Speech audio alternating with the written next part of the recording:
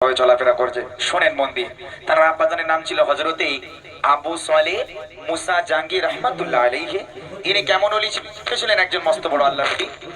নদীর পার ধরে হেঁটে যাচ্ছেন, যেতে যেতে তিনি লক্ষ্য করছেন নদীর উপর থেকে একটা আপেল ভেসে যাচ্ছে। আল্লাহর ওলি আপেলটার দিকে তাকিয়ে লোভ সামলাতে না পেরে খেয়ে ফেলেছে। খাওয়ার পর তার মনে হলো, ইস, কার গাছের আপেল আমি আবু সালেহ জানি না, আমি না জেনে খেয়ে ফেলেছি। কাল হাসরের মাঠে আল্লাহ যদি আমাকে প্রশ্ন করে, আবু সালেহ তুমি যার গাছের আপেল খেয়েছো তাকে তুমি বলে খাওনি, এর জন্য তোমাকে চোর সাব্যস্ত করা হবে, আমি আল্লাহর কাছে শর্মিন্দা হয়ে যাব। একটা কুড়িয়ে পাওয়া আপেল খাওয়ার জন্য আল্লাহর ওলিকে কতটা বিপদের সম্মুখীন হতে হচ্ছে, কতটা পরীক্ষার সম্মুখীন হতে হচ্ছে, খুব মন দিয়ে শোনে। তাহলে যে সমস্ত ভাইরা লোকের গাছের আম পেয়ারা চুরি করে খায়, চুরি করার সাথে মিটে যাবে।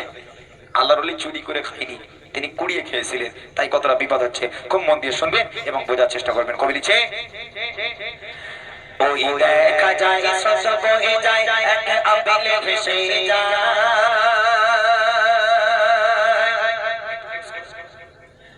আল্লাহর বলে আবু সালেহ মুসা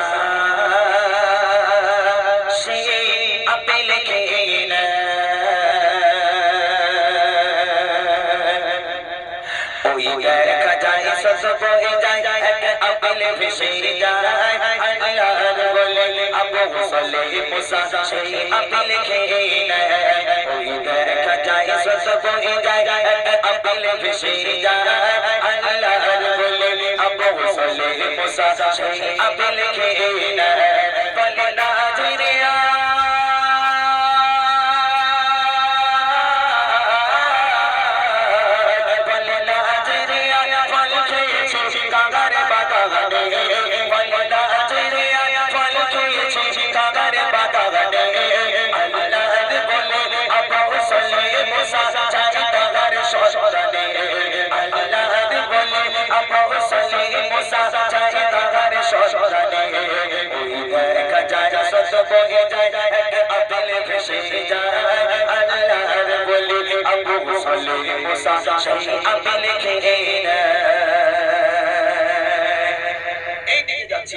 আপেলটা খাবার পর উল্টো রাস্তা ধরেছে। কোথায় যাচ্ছে? আল্লাহর ওলি দেখতে যাচ্ছে যে আপেলটা কোথা থেকে ভেসে এসেছে। 4-5 মাইল দূর পর্যন্ত চলে গেল, কে দেখছে নদীর উপরে একটা আপেলের ডাল ঝুলছে। আল্লাহর ওলি বুঝে গেল এই ডাল থেকে আপেলটা পড়েছে, এখান থেকে ভেসে গেছে। এদিকে তাকিয়ে দেখে বিশাল আপেল বাগান। আল্লাহর ওলি চলে গেল আপেল বাগানের মধ্যে। এবার দেখেন কি হচ্ছে। সারা দিন চলতে থাকে নদীর পথ ধরে, দেখে একটি গাছের ডাল ঝুলছে নদীর উপরে। সারা দিন চলতে থাকে নদীর পথ ধরে, দেখে একটি গাছের ডাল ঝুলছে নদীর উপরে। সেই গাছের মালিক আছে কোথায় খোঁজে তাহারে, সে চাইতে খোকা গেল তখন সেই মালিকের দ্বারে। বলে বিনা হুকুমে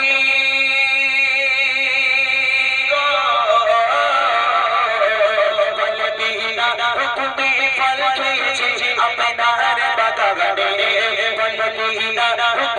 ফল খেয়েছে আপনার বাগানে। আজ 2 দিন হলো আছি আপনার ইন্তজারে, আজ 2 দিন হলো আছি আপনার ইন্তজারে। আজ দাও ক্ষমা করে আমায় গো মালিক ভাই, ক্ষমা না পেলে কি জবাব দেব ওই আল্লাহর দরগাহ। ওই দেখা যায় শত বয়ে যায় এক আপেল ভেসে যায়, আল্লাহর বলে আবু সালেহ মুসা সেই আপেল খেয়ে চলে গেল আপেল বাগানের মধ্যে। কে দেখে এক মানুষ দাঁড়িয়ে আছে, আল্লাহর ওলিকে সালাম দিল, আসসালামু আলাইকুম। এখন আপেল বাগানের মালিক বলে, ওয়ালাইকুম আসসালাম। তুমি কে বাবা?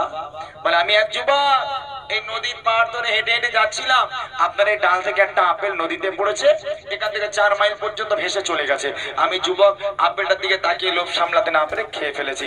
আমার মনে হলো আপনাকে না বলে খাবো, আমার অন্যায় হয়েছে, আমার ভুল হয়েছে, তাই আপনার কাছে আমি ক্ষমা চাই দিলাম, আপনি আমাকে ক্ষমা করে দেন। এখন যে আপেল বাগানের মালিক, তার চোখ কপালে উঠে গেছে। বলে, মানুষ না ফেরেশতা? এ মানুষ, এ সাধারণ মানুষ হতে পারে না। এ যদি সাধারণ মানুষ হতো তাহলে একটা আপেল কুড়িয়ে পাওয়া আপেল খাওয়ার জন্য এই 4 মাইল হেঁটে এসে ক্ষমা চাইতো 4 গুণী কথা। এ নিশ্চয়ই আল্লাহর কোন মাহবুব হবে। একে একটু পরীক্ষা করি। পরীক্ষা বোঝেন তো? দেখেন গ্রামে কিছু ভিখারি আসবে, দেখবেন হাত এরকম করে ভেঙে চুড়ে পাপ বেঁকিয়ে টিকে ভিক্ষে করে না, তাদের হাত পা সব ভালো ভিক্ষে করে। গ্রামে কিছু রকেট মার্কা লোক থাকে, ওরা বলে এই তো মাল ঢুকে গেছে, চচ পরীক্ষা করবো রে সত্যিকারের ভিখারি কিনা।